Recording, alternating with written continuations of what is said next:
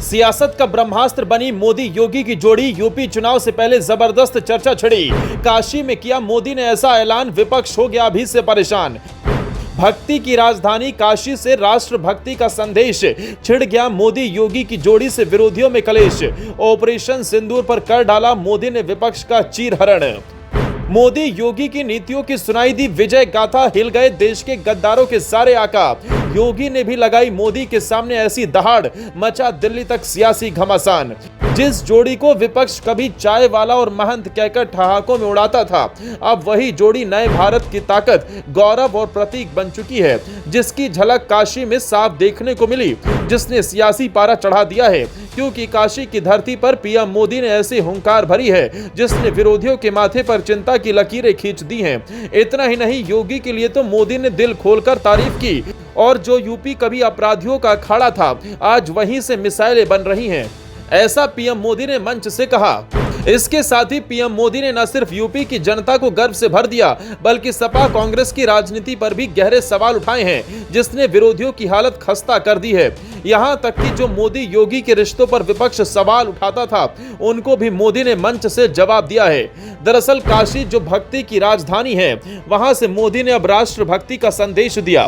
PM Modi ने पहले हजारों करोड़ की योजनाओं का तोहफा दिया। फिर पीएम मोदी ने कहा कि ये नया भारत भोलेनाथ को पूजता है, लेकिन जरूरत पड़ी तो काल भैरव भी बन जाता है। जिसके बाद यह साफ हो गया कि भारत अब झुकने या रुकने वाला नहीं।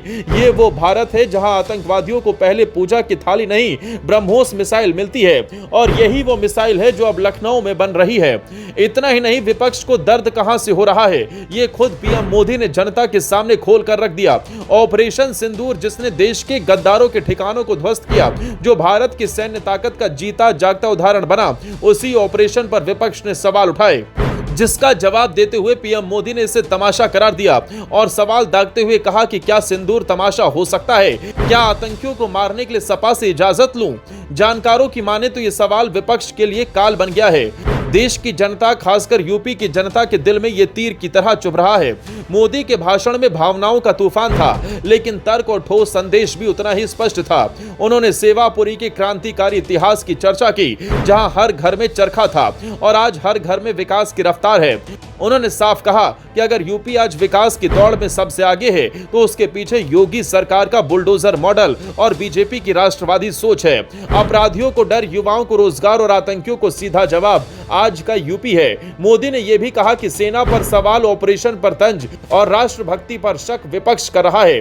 कुछ लोगों ने तो यह भी कहा कि मोदी ने वो बात कह दी है जो हर भारतीय के दिल को सुकून देती है। अगर पाकिस्तान ने फिर कोई पाप किया तो यूपी में बनी मिसाइलें आतंकवादियों को तबाह कर देंगी।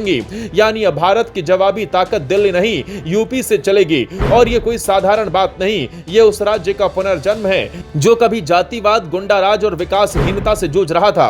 अब वहीं से राष्ट्रीय सुरक्षा को नई ताकत मिल रही है। ये वो डबल इंजन है जिसकी स्पीड ने विपक्ष की नैया डुबो कर रख दी है, जो आगे आने वाले 2027 चुनाव में धक्का दे सकती है। राजनीतिक पंडितों का कहना है कि काशी की गूंज अब सिर्फ कांवड़ और आरती की नहीं, बल्कि राष्ट्रवाद, तकनीक और आत्मनिर्भरता की भी है। पीएम मोदी ने जहां धार्मिक श्रद्धा को जोड़ा राष्ट्र की शक्ति से, वहीं योगी आदित्यनाथ की कानून व्यवस्था और विकास मॉडल को उदाहरण बताया।